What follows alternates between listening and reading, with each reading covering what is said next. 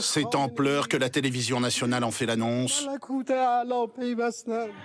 Les soutiens de la République islamique viennent d'apprendre la mort de leur guide.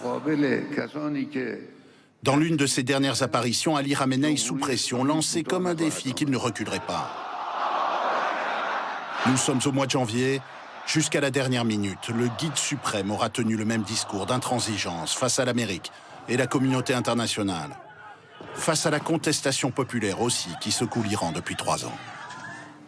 Le but des Américains, et je le dis clairement et sans équivoque, avec 40 ans d'expérience de la République islamique, est d'avaler l'Iran. Près de 4 décennies à la tête du pays donc.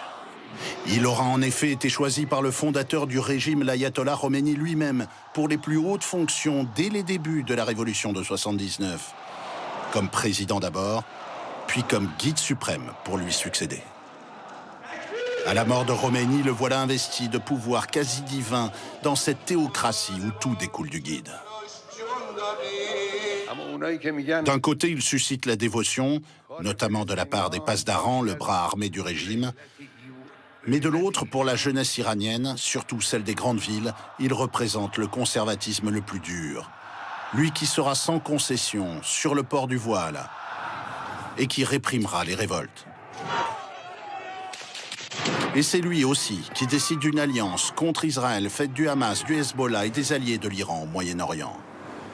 Une menace sécuritaire et même nucléaire qui vaudra à l'Iran une première salve de missiles en juin 2025.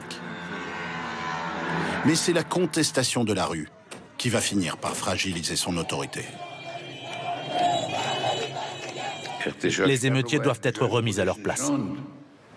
L'inflexibilité de la République islamique, Ali Khamenei l'aura incarné jusqu'au bout.